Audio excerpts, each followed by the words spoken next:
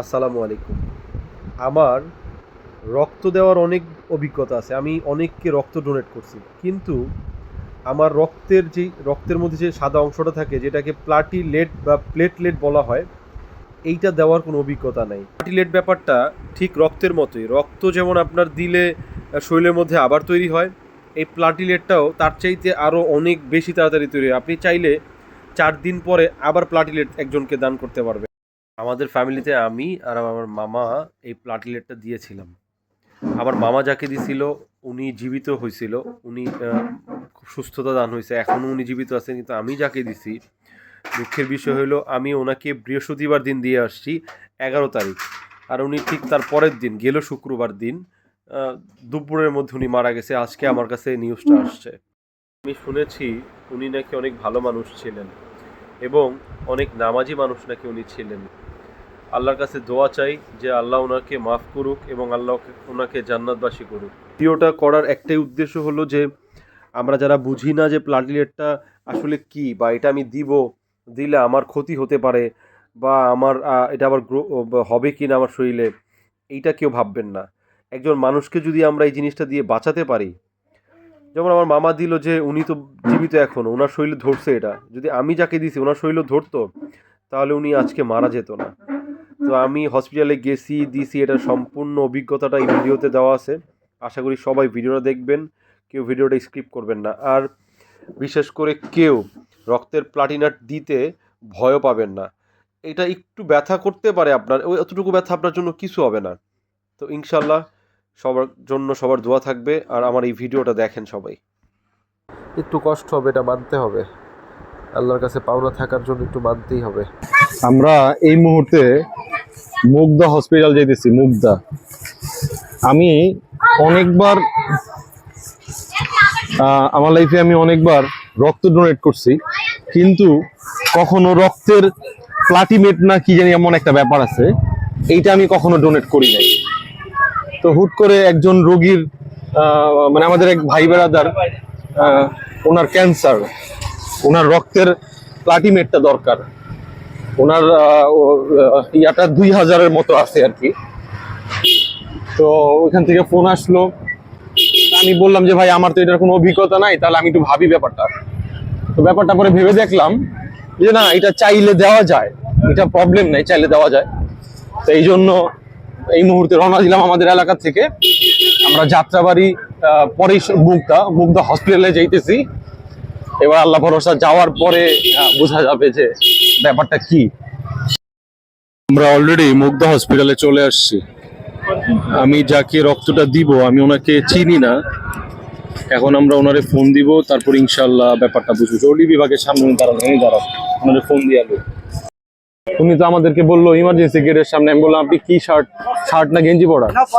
বললো আমি check shirt পরা। দেখো তো, আমরা আদৌ আসলে চিনি না, কিন্তু রোগীর অবস্থা খুবই খারাপ, ইমার্জেন্সি। সালাম আলাইকুম, আমি রাকিব। আচ্ছা আচ্ছা। এখন কারণ হলো আমার এখানে আপনার ওই রকটা এইটা একটু ইয়া ছিল, এটা থেকে নিতে পারবেন না। এখন এটা থেকে নিলে ওনারা একটু টাইম নিয়ে বলতেছে যে পানি টানি খান, আপনি একটু খাওয়া দাওয়া করেন, তাহলে একটু বেটার হলে। সরি, সময় তো কম লাগে। ওনারা আপনার সিরিয়ালে কতটুকু দেয়, ঘন্টায় দেয় না, ওটা তো সময় লাগে না। হ্যাঁ, 1 ঘন্টার মধ্যে দিয়ে দেওয়ার কথা। 1 ঘন্টাও লাগে না। তাই তো। হ্যাঁ, অবশ্যই খাওয়ান, কেন না? হ্যাঁ, যান পাঠান। এখন আপনার উপর নির্ভর করতেছে সব। আপনি যদি পারেন তাহলে আমাদের সেটা ছিল, আমাদের আজকে হলো বৃহস্পতিবারের দিন ছিল, অনেক কাজের চাপ। আমি যদি হেল্প করতে পারেন জীবন বাঁচানোর। কালকে একজন গাড়ি ফেরত দিয়েছে, তার রোগীর কি অবস্থা? ভালো না, জরুরি। কালকে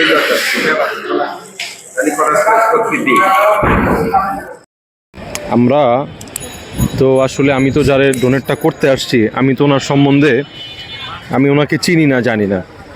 তা আমার জানতে ইচ্ছা করলো যে রোগীর কি অবস্থা, আমি যাকে ডোনেটটা করব ওনার কি অবস্থা। যা শুনলাম তাতে খুব খারাপ লাগলো। ব্যাপারটা হইলো ওনার নাকি 3 দিন এই প্লাটিমেটটা 3 দিন আর কি ওনার কার্যকর করে। 3 দিন পর নাকি আবার ওনাকে নতুন করে এই ইয়াটা দিতে হয়।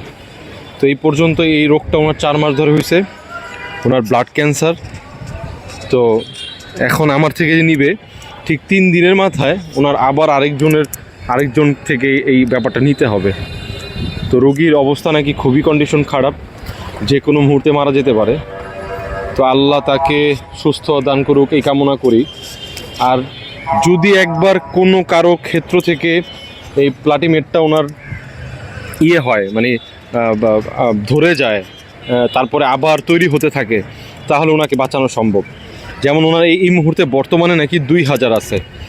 তো নির্মতম একটা মানুষের যদি 25-30 হাজার হয়, তাহলে ওনাকে মানে আবার উনি একটা নতুন একটা লাইফ পায়। এই জন্য এখন নেমে চলে আসলাম, আমার রক্তটা দিলাম, ওটা পরীক্ষা হবে। তো আমরা চিন্তা করলাম এই 1 ঘন্টা এখানে 1-2 ঘন্টা সময় না কাটিয়ে, আমার বড় ফুপুর বাসা ওইখানে আছে আশেপাশেই, আমরা এখন ওইখানে যে রেস্ট নিব। তো আমার রক্তটা যদি ক্রস ম্যাচটা মিলে যায়, আমাদেরকে ফোন দিবে ওনারা, তারপর আমরা আবার চলে আসব। যাক, সবার কাছে দোয়া চাই যে আল্লাহ যাকে অসুস্থ মানুষটা, ওনারা যাতে আল্লাহ মানে না ভোগায়। যদি ওনাকে জীবিত করে তাহলে সুস্থতা দান করুক, আর যদি নিয়ে যায় তাহলে আল্লাহ সহি সালামতে নিয়ে যাক, ওনাকে কষ্ট না দেখ।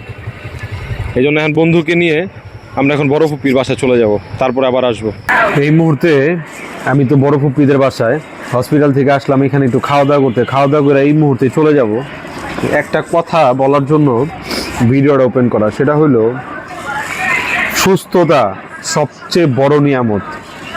যখন আমাদের কারো একটু পেট ব্যথা হয়, যখন জ্বর আসে, যখন ঠান্ডা লাগে, বা যে কোনো একটু মাথা ব্যথা, আমাদের মনে হয় কি আল্লাহ মাফ করে দেন, আল্লাহ বা সহ্য করতে পারতেছি না। মানে যে কোনো একটা সামান্য রোগের ক্ষেত্রে আমাদের কিন্তু মানে খুব খারাপ লাগতে থাকে। তার মানে সুস্থতা সবচেয়ে বড় একটা নিয়ামত আল্লাহর কাছে। যাকে আল্লাহ সবচেয়ে সুস্থ রাখছে, ওনার চেয়ে বড় নিয়ামত মানে আর কিছু হতে পারে না। এই যে রোগীর আগে আমি এই রক্তটা দিতে আসলাম, উনি বুঝতেছে যে ওনার কতটা কষ্ট হইতেছে, ওনার ফ্যামিলি বুঝতেছে ওনার নিয়ে কতটা ভুগতে হইতেছে। যেমন টাকা যাইতেছে, এমনও হইতে পারে ওনার অর্থ নাই, কিন্তু অর্থ জোগাড় করতে হবে। অনেক সময় মানে না পারতে অনেক কিছু করতে হয়। তো আল্লাহর কাছে আমরা সবাই সুস্থতা চাইবো, যে আল্লাহ আমাদেরকে আপনি সুস্থ রাখেন। আল্লাহ, এটা সবার চাওয়া উচিত আল্লাহর কাছে, আল্লাহ আমাদের সুস্থতা দান করেন, আমাদের সুস্থ রাখেন। যাক, আল্লাহ সবাইরে ভালো রাখুক, এই দোয়াই করি। খাবার খাইতে বসছি, এই সময় হসপিটাল থেকে ফোন আসছে।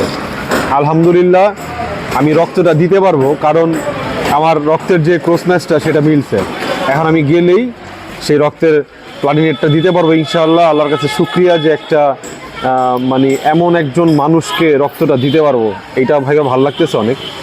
এখন এই জন্য যে বন্ধু গাড়ি স্টার্ট দিতেছে, আমরা ডাইরেক্ট আবার সেই হসপিটালে চলে যাচ্ছি। তারপর ইনশাআল্লাহ দেখি আল্লাহ কি করে। আলহামদুলিল্লাহ প্রসেসিং চলতেছে। যেহেতু কখনো প্লাটিনেটটা দেই নাই, আমি ডোনেট তো অনেকবারই করছি রক্ত, কিন্তু এটা আমার দেওয়া হয় নাই।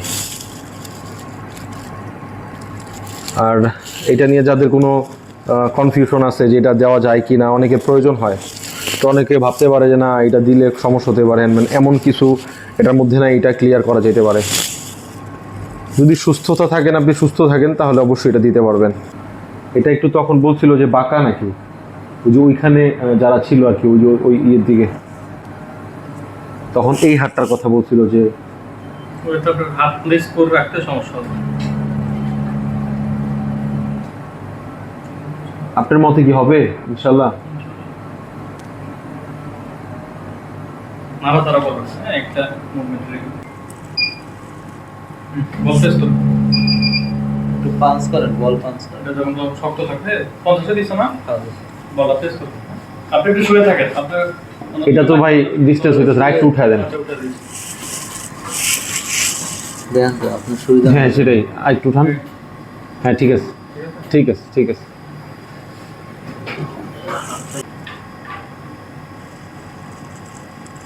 আমি তো এটা আসলে ভিডিওটা নেওয়ার হলো একটা অভিজ্ঞতা যাতে হয়, কারণ প্লাটিনেট না প্লাটিমেট জানি না, প্লাটিলেট এইটা কখনো তো সচরাচর সবাই দেয় না, অনেক একটু ভয় পায় যেটা দিলে। অনেক এক্সপেন্সিভ প্রসিডিউর, আমাদের এখানে তো একটা টাকা কম, প্রাইভেটে করতে হলে মিনিমাম 25,000 টাকা। 25,000 টাকা? মিনিমাম 25,000। পুলিশ করে 40,000 টাকা, এই জন্য যে DSM এর মধ্যে 18,000 টাকা টিভি হসপিটাল। এই প্রথমবার দেওয়া, আল্লাহ ভরসা যে রোগীর জন্য দিতেছে উনি অনেক অবস্থা ওনার খারাপ, আল্লাহ ওনাকে সহজ করে দেয়। রেগুলার ব্লাড ডোনেট করেন?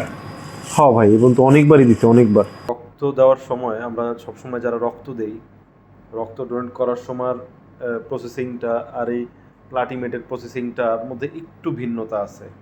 ভিন্নতাটা যেমন এখান থেকে তো আমরা রক্তটা সাধারণত যাচ্ছে, আমার যাওয়ার পরে আমরা রক্ত দেওয়ার সময় রক্তের একটা ব্যাগ থাকে, ওইটার মধ্যে রক্তটা জমাট হয়, রক্তটা ওই ব্যাগটা কমপ্লিট হলেই হয়ে যায় এক ব্যাগ রক্ত।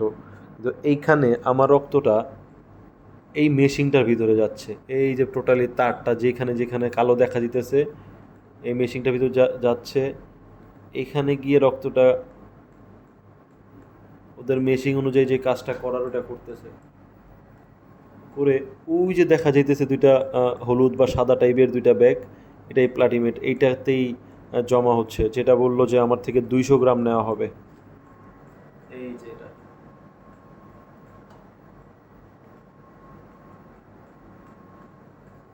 ওনারা বললো যে 200 গ্রাম নেওয়া হবে।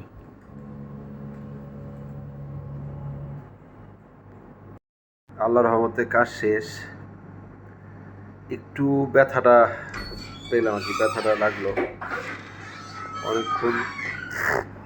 অনেকক্ষণ লাগায় রাখছিল বিধায় হয়তো বা এরকম একটা ব্যথা হচ্ছে। শুকরিয়া, আমাদের কাজ শেষ।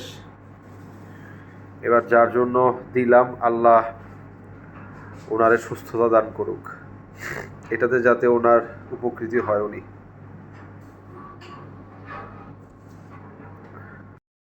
হঠাৎ করে আমার এক বন্ধুর সাথে দেখা, বন্ধু প্রান্ত, আমরা ছোটবেলায় একসাথে বড় হয়েছি। ও আমি যে হসপিটালে আজকে এই রক্তটা দিতে আসলাম, ও এই হসপিটালের এই সার্জারি ওয়ার্ডের FCPS পার্ট 2-তে ট্রেনিংয়ে আছে। আলহামদুলিল্লাহ খুব রিসেন্টলি তো ডাক্তার অলরেডি হয়েই গেছে প্রান্ত, MBBS তো, হ্যাঁ কনসালটেন্ট, হ্যাঁ। যাক শুক্রিয়া, ভাল লাগলো অনেকদিন পরে বন্ধুর সাথে দেখা, আবার বন্ধু এখন ডাক্তার বর্তমানে। যাক, এইটার জন্য আবার একটু ভিডিওটা করা, যে বন্ধু শেষ কথা একটু না বললেই নয়। আমি যেহেতু প্রথমবার প্লাটিনেট দিলাম, এই যে শুক্রিয়া, আমার জাস্ট এই সিরিজটাকে পুশ করার জন্য একটু কষ্ট হয়েছে, এইটা মানতে হবে। আর তাছাড়া আলহামদুলিল্লাহ কোনো সমস্যা নেই, এখন সোজা চলে যাচ্ছি। আর অবশ্যই আমি যাকে রক্ত দিলাম আবারও বলবো তার জন্য দোয়া থাকবে। উনি খুব গুরুতর অবস্থায় আছে, খুব খারাপ অবস্থায় আছে, আল্লাহ যাতে ওনাকে সুস্থ করে। আর সবার উদ্দেশ্যে বলা হইল, আপনারা যারা প্লাটিনেট ডোনেট করতে চান নিজ দ্বিধায়, আপনার যদি সেটা 1 লাখ 1.5 লাখ স্বাভাবিক মানুষের থাকে, যদি আপনার থাকে, আপনি নিজ দ্বিধায় কেউ চাইলে ডোনেট করবেন, এতে কোনো সমস্যা নেই। আপনার এটা আবার রক্ত যেমন দান করলে ডোনেট করলে এটা আবার তৈরি হয়, সেম প্লাটিনেটটাও এরকমই, সেটা আবার তৈরি হয়ে যাবে ইনশাল্লাহ। আল্লাহ হাফেজ, আল্লাহ সবাইকে ভালো রাখুক। আমি ডোনেট তো অনেকবার করছি লাইফে, কিন্তু এমন হয় নাই, কারণ আমি রক্ত প্লাটিনারটা দেই নাই কখনো, এই প্রথমবার দিলাম। যারা